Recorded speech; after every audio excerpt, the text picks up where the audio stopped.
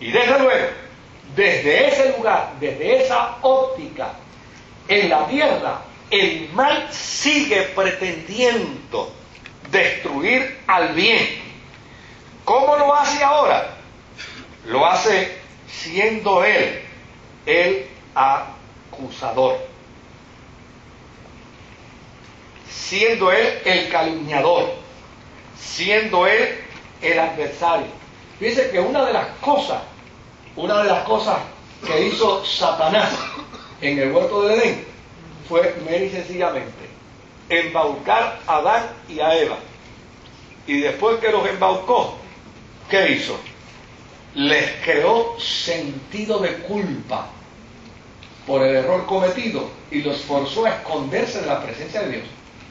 Porque así es como opera el mal. Por eso es importante el mensaje de la gracia. Por eso es importante el mensaje de la restauración. Por eso es importante el mensaje de la sanidad. Porque el mal opera con tal habilidad, con tal destreza.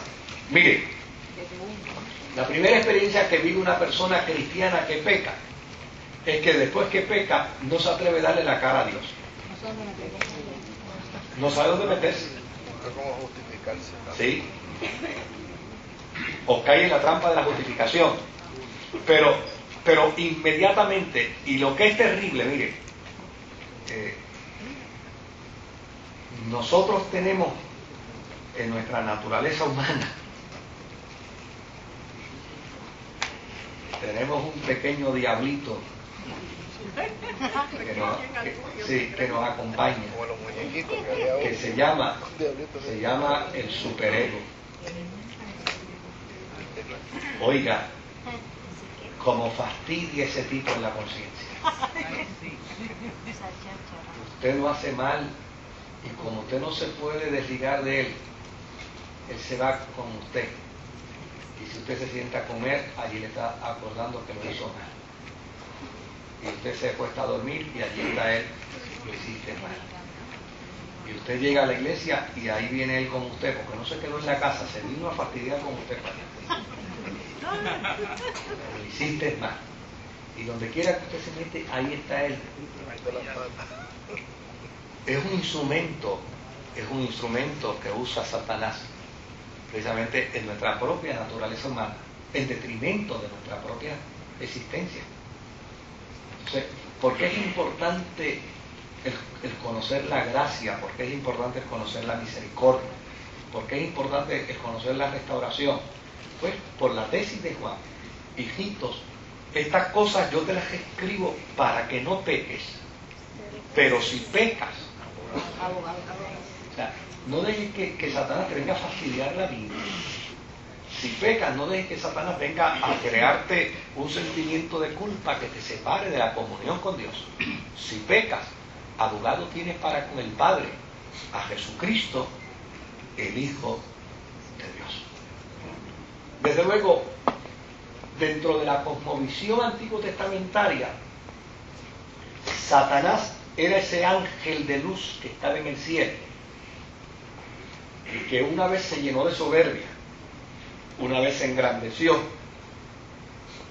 una vez entendió que él era mejor, entonces tuvo que ser arrojado, y fue arrojado a la tierra. Y cuando uno lee el primer verso de Génesis, dice: en el principio creó Dios los cielos y la tierra. Pero tal parece que después de Dios haber creado el cielo y la tierra, fue después de eso que Satanás entonces cayó en desobediencia. ¿Y qué sucedió? Al ser arrojado, él desordenó. Por eso yo siempre creo que lo que nosotros le llamamos creación es recreación. Sí. Hay un tiempo que pasó, sí. Exacto. Para mí es recreación. Y dijo Dios: sea la luz, y fue la luz, y dividió las aguas del cielo. A mí me da más el sentido de una recreación por la palabra, precisamente como resultado de la batalla del bien y del mal. Pero el mal no descansó. Tan pronto vio y observó que Dios había creado al hombre y lo había hecho corona de la creación y era la satisfacción de Dios, el mal vino al hombre y vino a decirle: con que Dios te ha dicho que no puedes comer de ese árbol, ¿no sabes tú que si comieres de él vas a ser como un Dios?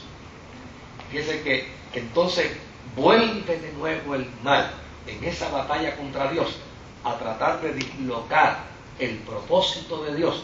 Ya no el propósito de Dios en el cielo, ya no el propósito de Dios entre ángeles, ya no el propósito de Dios entre serafines y querubines, porque ese ya Satanás en el cielo lo distorsionó como una tercera parte que trajo consigo de las estrellas, sino que ahora quiere distorsionar la creación de Dios, la corona de la creación. Y desde luego, el mal lo logra. Usted dirá: oiga, pero eso es muy infantil. Es el recurso que tiene el escritor de Génesis para explicar. A lo mejor si lo estuviera escribiendo hoy lo diría con mucho más conceptos filosóficos, pero en aquel tiempo era el recurso, era la forma y manera como lo podía hacer. Y queda meridianamente claro de que el mal siempre ha querido destruir el propósito y el plan de Dios para la vida de los hombres. Por eso el capítulo 12 es como una recreación de todo el evento. Es como para recordarle a los creyentes, a los que le destina la carta Juan, diciéndole: conozcan el mal, conozcan la fuerza del mal, conozcan cómo opera, porque a fin de cuentas todavía el mal sigue operando en nosotros. Y fíjese en el ejemplo más sencillo: sigue operando en nosotros cuando nos presenta una tentación que responde precisamente a nuestro estado de concupiscencia humana, a nuestra inclinación hacia el mal, porque no todo a mí me tienta, pero hay cosas que me tientan. No todas las cosas me inclinan hacia el mal, pero hay unas que me pueden inclinar más que otras. Entonces, en ese sentido, ¿qué hace Satanás? Capitaliza esa área de la naturaleza humana, del ser humano. Yo estaba conversando con un pobre hombre en estos días pasados. Me decía: pastor, ¿y usted cree que yo no he querido romper con el vicio de droga? Esto está muy amarrado. Pero Satanás se aprovecha de esa concupiscencia que hay en su corazón, de esa inclinación que hay natural hacia la droga. Se aprovecha del que tiene la inclinación hacia el alcohol, se aprovecha del que tiene la inclinación hacia los juegos, se aprovecha del que tiene la inclinación a otros tipos de vicios, y obviamente el mal capitaliza esa área, porque el único objetivo es destruir la creación de Dios. No se equivoca Jesús cuando dice: el diablo vino para matar, para robar y para destruir.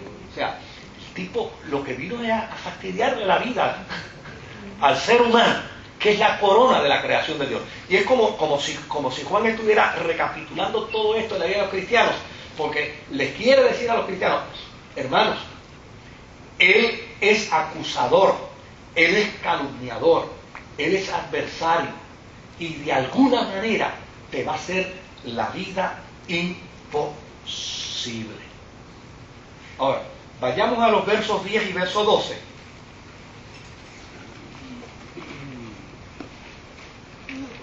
Mira cómo dice: entonces oí una voz en el cielo que decía, una gran voz en el cielo que decía: ahora ha venido la salvación, el poder y el reino de nuestro Dios y la autoridad de su Cristo, porque ha sido expulsado el acusador de nuestros hermanos, el que los acusaba delante de nuestro Dios día y noche.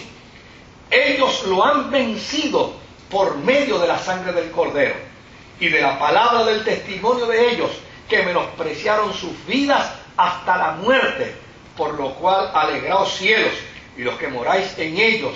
Ay de los moradores de la tierra y del mar, porque el diablo ha descendido a vosotros con gran ira, sabiendo que tiene poco tiempo. Fíjense bien lo que está diciendo ahora Juan.